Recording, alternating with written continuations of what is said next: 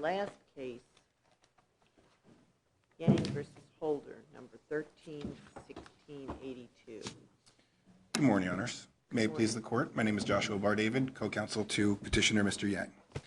Mr. Yang did not commit fraud for the purposes of gaining a benefit under the Immigration and Naturalization Can I ask Act. you one question? Sure. I called him Mr. Yang and you called him Mr. Yang, but is it in some cultures the first name is the name that's used? Like if he was in this room, would we call him Mr. King? You would usually use the surname first and then the first name, our first name, last. So it would be Yang Shen, but it would be Mr. Yang still. Okay. That is his family name, so it's Mr. or Mrs. family. He did not commit fraud for the purposes of gaining a benefit under the Immigration and Naturalization Act. And even assuming arguendo that he did, the Board of Immigration Appeals abused its discretion in denying the motion to remand to consider the new and previously unavailable evidence. Starting with the... Can you start with the fingerprint problem?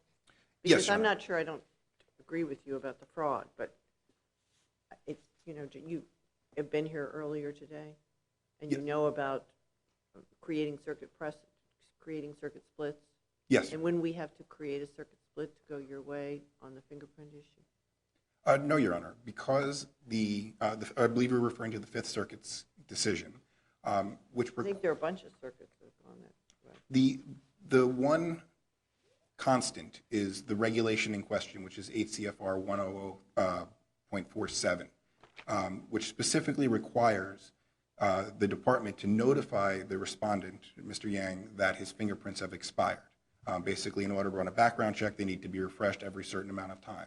The regulation that we cite, 8 CFR 100.47, I believe it's subsection D, is that requirement, and there is nothing in the record, and there's not even been a finding that DHS, in fact, did notify Mr. Yang that his fingerprints had expired. The IJ is saying make sure your client has current fingerprints at the pre-hearing scheduling conference on April 19, 2010.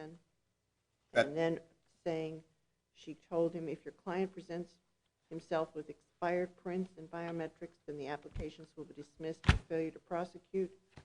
And saying, is that understood? And having counsel respond, yes. Yes, does not fulfill those requirements? No, that does not, because that doesn't tell him when his prints expire. It's just that he's required, when they are expired, to in fact get them renewed, because he had previously done his fingerprints. And at no point in the record... Well, it seemed to me that the when would be implicit. You know, have to get them when the others are expired. And when did they expire? We don't know. That's not part of the record. No one knows. It hasn't been indicated when they expired. Because they only stay valid for a certain period of time, and a lot of this deals with the machinations of DHS and doing the FBI background checks, the respondents are often in the dark, and there's a requirement that the DHS counsel put into the record and provide notice when those prints have expired. Therefore, the respondent, Mr. Yang, can then go and redo his fingerprints. And again, that was not cited. There is not a single document in the record, and the IJ does not cite to a single document in the record that indicates that Mr. Yang was provided notice of when they did expire. Because again, they only stay good for a valid period of time. And I would also note that we raised... Okay, I just want to be sure I understand your argument. What regulation is it that you cite that say it has to be in writing? Is that your point, that this notice had to be in writing? That is correct, yes, Your Honor. And so what regulation says that? That's 8 CFR 103.47, subsection D. And we cite to that, and we provide an argument. I'd also note that we made this argument in our... According to you, it says that the statement must be in writing. That is correct, Your Honor. Okay, do you have it quoted somewhere? It is quoted in our brief, I believe on page 29 of our brief.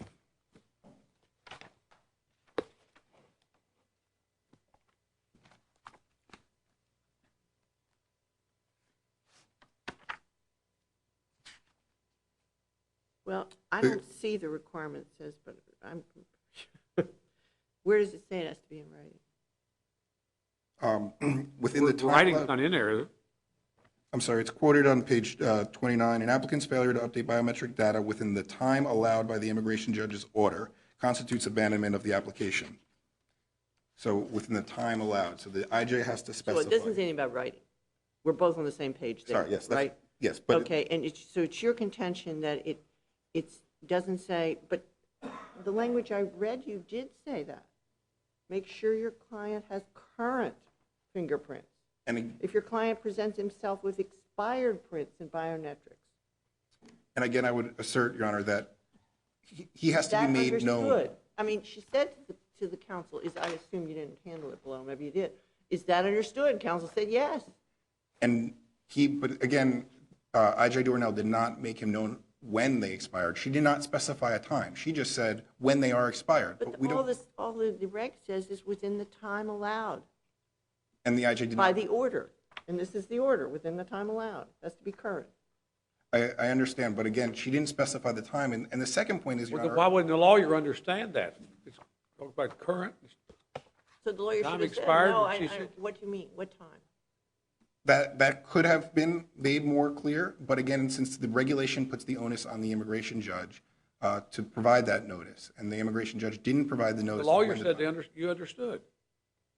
And the lawyer said, yes, you understood that when the That's your fingerprints predecessor expired. lawyer. You stand right in his or her shoes. I understand, Your Honor. Are you pursuing an ineffective assistance claim here? No, Your Honor. I don't mean before us, but I mean, is that contemplated? Because isn't that your client's problem? Well, More than anything else. the abandonment of the application, well, one, that was remedied at. No, I mean the performance of counsel. I understand counsel in this case was, correct me if I'm wrong, disbarred. That is correct. Recently. Yeah. Did counsel even raise the fingerprint issue before the board? It was raised subsequently in the motion to remand, and I would assert, more importantly, Your Honor, that. Was it timely raised?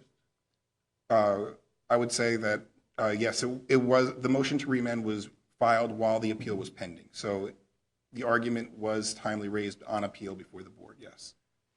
And I would also assert, Your Honor, even assuming arguendo that there was an issue of abandonment, I would assert that the government has waived this argument. In fact, we raised this in our brief, and we state that it was the immigration judge's obligation to provide the date. The government did not respond to that argument in their brief. And so to the extent that. They just ignored you? Yes, Your Honor. That is not an argument section. It's not raised in their arguments whatsoever, the issue of abandonment. And therefore, although they stated in the statement of facts, it's in no way discussed in our citation and reliance on 8 CFR 1003.47D is not discussed whatsoever or rebutted by the government. So to that extent, I would assert that it's waived.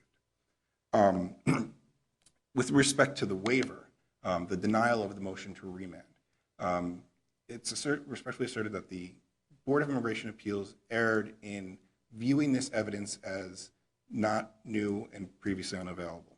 That if you look at page 52, which is the medical record for the mother provided prior to the March 2011 hearing, it's a January 2011 medical record, and compare it with pages 48 to 51, which are medical records provided after the March 2011 hearing, we see that the mother has developed additional ailments. She has now difficulty breathing, chest pains.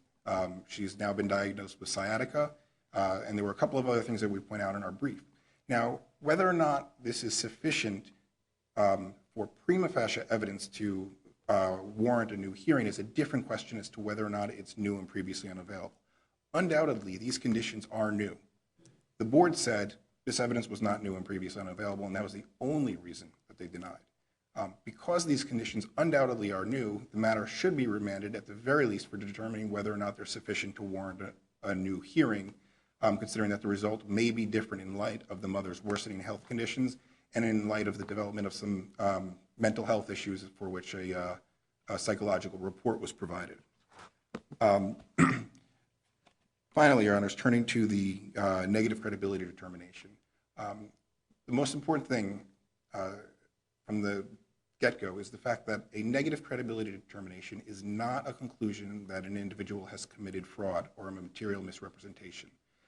Asylum law has a totally separate provision for making such a determination, and that is the frivolous requirements, that if an immigration judge is going to find that an individual has in fact committed fraud or a material misrepresentation, essentially that their application was made up.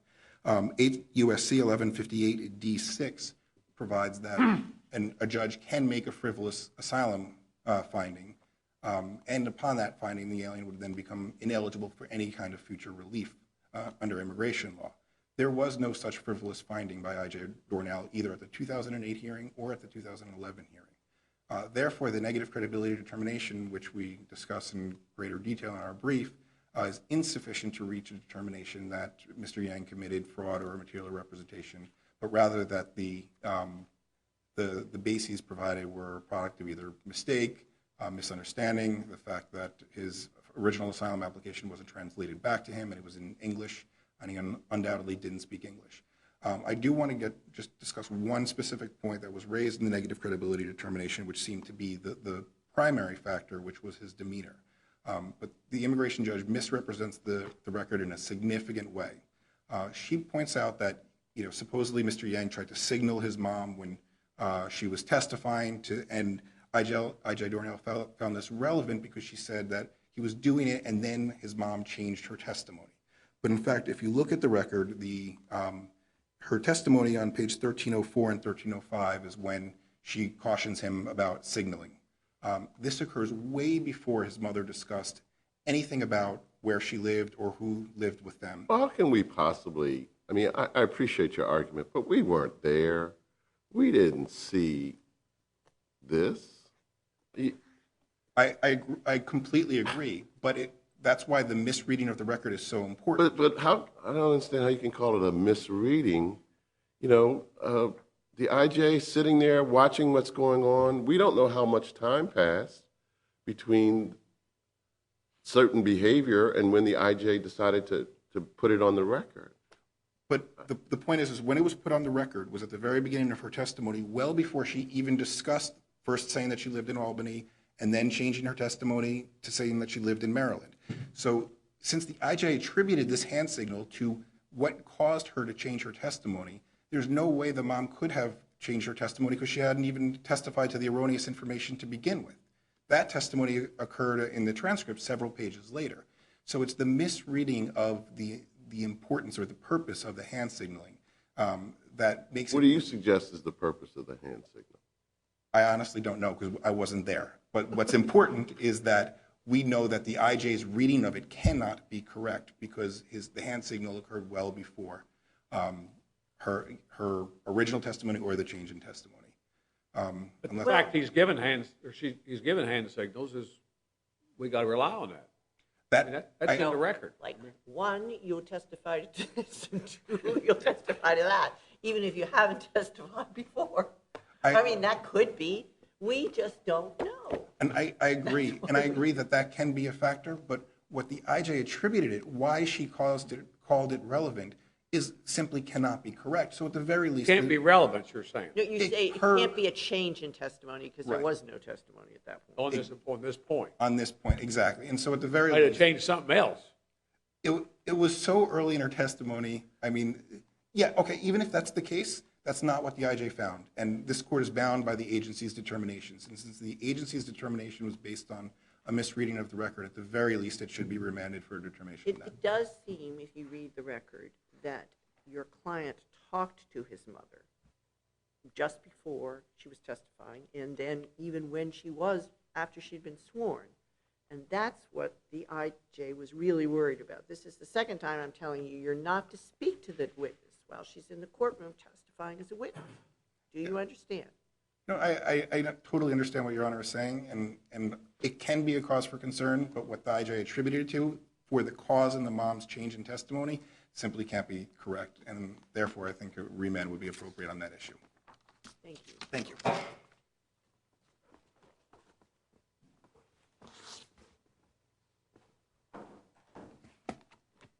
Good morning, Your Honors. May it please the Court. My name is Carrie Monaco, and I represent the respondent, Attorney General Eric Holder, in this matter. This immigration case, the government urges the Court to deny the petition for review because the adverse credibility determination is supported by substantial evidence. And as a result of those amply supported adverse credibility findings, the agency did not err in concluding that the petitioner made willful misrepresentations when he filed his claim for asylum. And due to these willful misrepresentations, the agency did not err in concluding that the petitioner was inadmissible for purposes of adjustment of status without securing a waiver. Why have you abandoned the fingerprint argument? We don't think that it's necessary for the Court to reach that issue. But what if we did?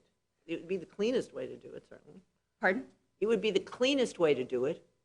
I mean, if we, for example, if we should conclude that there wasn't evidence of fraud here, but we would lumber through this record and say, yes, okay, there is a basis for the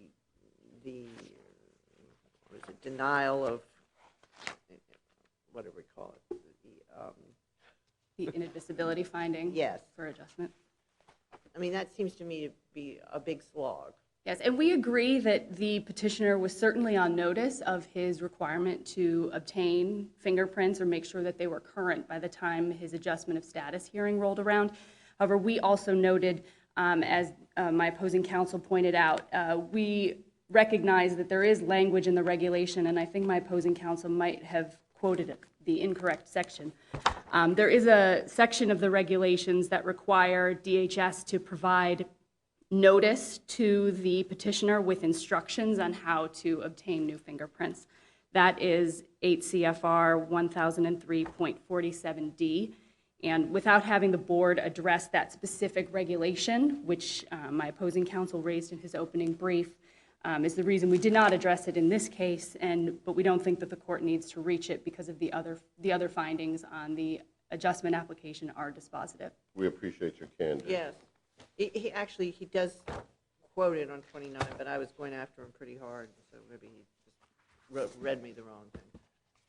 Very understandable. So you think the fact that the agency did not provide instructions to the respondent for such a procedures made this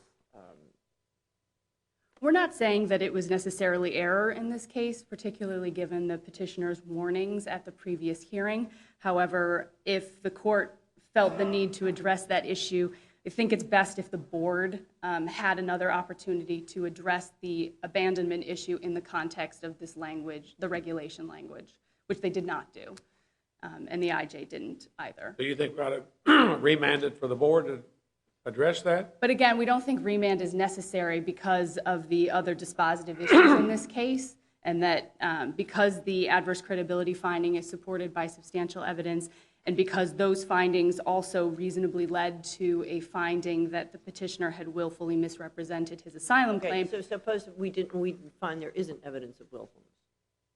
If the court finds that the inadmissibility finding is in error, then yes, we would agree with the court that remand is necessary for the board to address whether he abandoned his adjustment application and also address the merits of the adjustment application, whether he otherwise qualified for adjustment, if the court were to find that a waiver was not required. But again, it's the government's position that based on the adverse credibility factors that the immigration judge and the board were correct in determining that he required a waiver of inadmissibility for purposes of adjustment. And the strongest finding in the adverse credibility context is, in fact, his demeanor. And I'd like to address my opposing counsel's argument in his opening about the nature of the record and what's on the record with respect to the demeanor. And he is correct that the immigration judge notes in the hearing transcript at the beginning of the mother's testimony that he was signaling to her in some way or attempting to speak with her in some way. There are no further references to hand gestures or signals during the mother's testimony, at least not in terms of the transcript. However, in the immigration judge's oral decision, she specifically notes that he had signaled to his mother at the points at which she changed her testimony on 2 different occasions. And So you think that's a different point that she just decided not to comment on when the witness was changing the testimony, but did comment on at the beginning of the testimony? That seems unlikely. well, we yes, agreed that it would have been helpful if that had been noted in the record. However, there's no reason. You'd have to admit that that reference in the opinion is not supported by the record then. There is no, there's no, I don't dispute that there is no reference in the transcript to there being hand gestures. At the crucial time. No hand gestures at the... To change the testimony. There is no reference to the Are they allowed to do that? I mean, not reference it in the record, but then come back in the opinion and say, I saw him doing it anyhow? I mean, there's no reason to think that the immigration judge cannot do that. Again, we were not present, but... The judge rulings have to be based on the facts in the record. I mean, Well, in this that's the way it case... is in most all courts that I've heard of. Maybe these kind of proceedings are different. Well, in this case, the immigration judge is basing it on what she personally witnessed during the hearing. And what I can guess may have been notes that she made during the hearing referencing his change of testimony and the signals that happened. It does seem unlikely that she would comment on the first two questions that they're signaling and not comment if the person was actually changing testimony, the witness was changing testimony with regard to signaling. So it seems more likely that she'd misremembered. Well, in the first instance, she's directly talking to the petitioner. And in the second instance, it appears that this may have been communication just going on between the petitioner and the witness. And again, there's no... That was really going on, and she didn't note it after having noted it the first time. It seemed like she had probably taken some further action and barred him from the room or something. But again, strong deference should be given... They're trying to tell her mom what to say. Strong deference should be given to the immigration judge with respect to what she saw during the hearing and what she outlines in her decision. But even without the demeanor findings, or even moving past the demeanor findings for a second here, there are numerous other inconsistencies in the record that support both the adverse credibility determination and the finding that the petitioner willfully misrepresented his asylum claim. But you think if all they do is support an adverse credibility finding, we have to remand? No, I think I'm misunderstanding your question. In other words, if we find there's not evidence of fraud, we'd have to remand. There's not sufficient evidence of fraud. If there's not sufficient evidence of fraud, are you asking whether that means that there's not sufficient evidence for a credibility finding? Is that your question? No. In response to an earlier question from me, I thought you had said if we should find there's not sufficient evidence for a fraud finding here, we would have to remand. That's correct. Okay. That's correct. And we'd remand for what? Would remand for the agency to, if the court finds that there's no fraud, then essentially the court is finding that the agency erred in denying his adjustment application for lack of admissibility.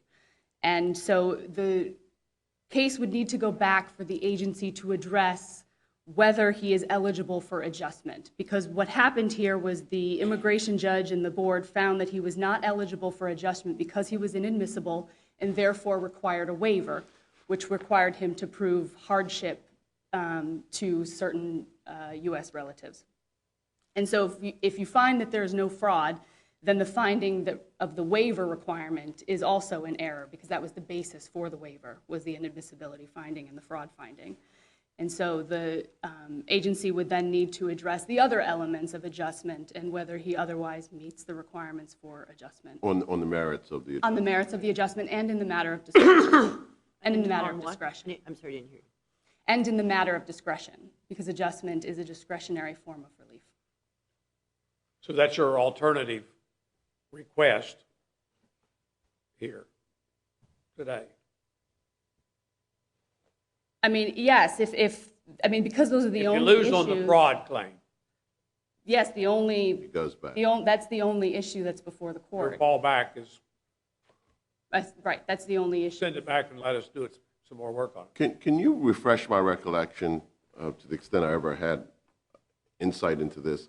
When does ineffective assistance of counsel come before the agency, if ever, in a case such as this? It's often brought in the context of a motion to reopen after a removal order is in place. And this petitioner would have that available? If he could, he would. I mean, if it goes back, he could. In theory, he could raise that. In theory, yes, but a motion to reopen is due within 90 days of the final order of removal, unless he can show that there was a reason he couldn't file within 90 days. Well, he was represented by a... But in this point, he's changed counsel a couple of times since then, so I think he'd have a hard time proving due diligence in pursuing that claim. What if everybody but present counsel lack provided ineffective assistance. Again, he would have to show that He'd have to show that it was ineffective assistance by every subsequent counsel who failed to raise ineffective assistance in a timely fashion. Essentially, yes, and that he was diligently pursuing an ineffective assistance claim and prove when he learned of the ineffective assistance and that he diligently filed a motion to reopen. But as my opposing counsel admitted, they have not pursued that or filed one. And as I was mentioning, I'd like to go back to the adverse credibility and fraud finding for a second and note the other inconsistencies in the record, which are very dramatic and relate to material elements of the petitioner's claim. The first being that he gave completely different accounts of whether he engaged in political protests in Beijing in 1989, considering his initial asylum claim was based exclusively on his political activities in China. Whether he went to Tiananmen Square and participated in political protests there is a dramatic inconsistency. Is that inconsistency enough, standing alone, to prove the fraud claim? I mean, I think it is certainly evidence that there is willful misrepresentation in this case. I And didn't answer my question. that's another point I want to make, too, is the Is that inadmissible... enough standing alone? I would argue yes. Yes, it's a very dramatic So inconsistency. that's the Attorney General's position. You don't need any of this other stuff about the hand signals in the hearing room and all that stuff that the fraud on the Tiananmen Square incident's enough. It's certainly evidence of willful misrepresentation, and that's one thing I want to all point that, out. but I'm asking I'm trying to find out what your position is on whether it's enough, standing alone. If you lose on the hand signals and the stuff like that, because the judge didn't make proper references, Yes. et cetera, but you still win on this other stuff. Yes, and I'd like to make clear to the court that the inadmissibility statute we're looking at here does not definitively require the court to find that there was fraud. The inadmissibility statute renders the petitioner inadmissible if he committed fraud or willfully misrepresented a material fact in pursuing an immigration benefit. And so a finding of actual fraud is not required. He still can be deemed inadmissible for willfully misrepresenting a material fact. That sounds like about the same thing. Yeah, what's the difference? Well, I think what we're looking at here are specific inconsistencies on material elements of his asylum claim. It doesn't necessarily need to be a definitive finding that every aspect of his claim, for example, was fraudulent or that the entire claim was fraudulent. It's about whether he bolstered material elements in order to pursue asylum would also render him inadmissible. But on the Tiananmen Square stuff, it says it has to be a willful misrepresentation. How do you get past willful with all the language problems and all that? Well, he had his... It might be a negligent inconsistency as opposed to a willful misrepresentation. Well, in his written asylum application, he mentions twice that he went to Beijing and participated in the protests there. And that was prepared with the assistance of an attorney. And when he went to his hearing and testified, he claimed, no, I never went there. One of those two things cannot be true. And so by either putting it into a written asylum application or testifying about it, one of those is a willful misrepresentation. And the same is true with the inconsistencies relating to the testimony with the mother, is that the mother and the petitioner were inconsistent about where his children's mother lived, and even where the petitioner's mother lived. The petitioner testified that... Y'all thought they were lying about that too. Pardon? Y'all thought they were lying about that, where the wife was. Correct. And the mother was very inconsistent and lacked credibility on both of those issues, both where she lived. First, she testified that she lived in Albany with her daughter, and then she immediately changed her testimony to say she lived in Maryland with the petitioner, whether signaled or not. Maybe and that she was lived both places. Well, but it's relevant to whether she's the caretaker for these children, and that was relevant to the claim that the petitioner would take his children back to China with him, or may have to take the children back to China with him. And that's an issue that the witness mother would know exactly who she's living with and in what state she currently lives. So that's one major problem. But the bigger problem is the fact that the petitioner testified that his children's mother was nowhere to be found. And then when the petitioner's mother got on the stand, Ms. Lynn, she testified that the children's mother lives with all of them in Maryland and works at the same restaurant as the petitioner. And whether a signal or not, the immigration judge references that there was a signal at this point in her decision, but it's not in the record. So even if we assume there's no signal, the petitioner then changed her testimony when confronted with this inconsistency. Oh, no, the mother is nowhere to be found. Not the petitioner. I'm sorry, the mother. The mother then changed her testimony saying that the children's mother is nowhere to be found. There's a problem with the translation from the mother's testimony, right? There's like, it's not the right dialect. The dialect was confirmed at the beginning of the mother's testimony that the appropriate interpreter was present. I thought, I remembered Yeah, I thought there was some, discussion about the interpreter the herself interpreter saying, said she's not speaking Mandarin. right, she's something else. She speaks something else. And they thought they could make do with this, but it's a big mess. Well, and the petitioner's attorney indicated that a Mandarin interpreter was appropriate and continued the testimony Additional nonetheless. ineffective assistance. But again, these were all issues that the petitioner's mother would know and had firsthand knowledge of where she was living, who she was living with, and who was present in the household. And so, How old was she at the time, the mother? well, she is currently 69, I believe. So at the time of the hearing, she would have been, what was that, in 2008, so early 60s, early to mid 60s. And so for those reasons, the government argues that the adverse credibility determination and the inadmissibility findings are supported by substantial evidence. I just want to touch briefly on the motion to remand in this case and point out that the petitioner in his motion to remand seeking to present additional evidence of hardship never made the argument to the board that her medical conditions were deteriorating, never made the argument to the board that these were new medical conditions. In fact, all of the language of the motion to remand itself refers to the medical conditions in the present tense. And when you look at the medical reports included with the motion to remand, a lot of the ailments are the same throughout, and even a lot of the new ones, such as lower back pain and sciatica, reference a period of time in which they began, such as low back pain for the last 2 weeks, which implies that those were not necessarily ongoing chronic conditions or evidence of a deteriorating condition, because they're sporadic throughout the medical records. And they appear and then they're gone for the next record and then they reappear again. And the same is true with the psychological evaluation. There is no mention in the psychological evaluation when the mother's emotional ailments began. And to the extent my opposing counsel is arguing that they were caused by the petitioner's immigration proceedings, there's no explanation for why they would have started at this stage of his proceedings. He initially suffered a removal order in 1996. These have been going on for 20 years.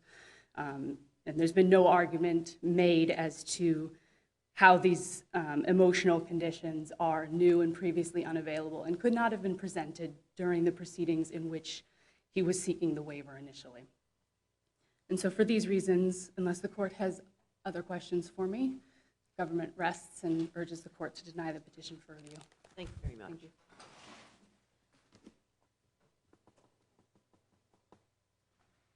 First, I do want to apologize for quoting the wrong section, and thank All right. counsel for picking up my Happens to everybody. slack on that. Just very briefly, Your Honor, I would assert that given the great importance that the immigration judge placed on the so-called demeanor finding, and given that the record doesn't support the demeanor finding, we can't be certain whether the judge would deem this sufficient for a fraud finding. And I would assert that this court need not reach that determination of whether it is sufficient for a fraud finding, as the agency should be given the opportunity to review that absent the errors made in the first instance. With respect to the motion to remand, it was asserted on page 24 and 25 that this was in fact new and previously unavailable evidence of her medical conditions, and the attached medical reports, the reason for providing a one prior to the hearing and then 4 or 5 after the hearing to demonstrate the new conditions. The record certainly does support a showing that the agency was presented with the argument that this was new and previously unavailable evidence. Unless the court has any additional questions, I'll rest on our brief. See, the one thing about that is that I think you can read that is the records weren't available before, but not that the condition was not present before. Do you understand what I'm saying? I mean, when I first read it, I thought, well, why didn't they put the records in before? Well, the records weren't available to them. But I understand the argument you're making, but it doesn't quite do the trick. I'm not sure.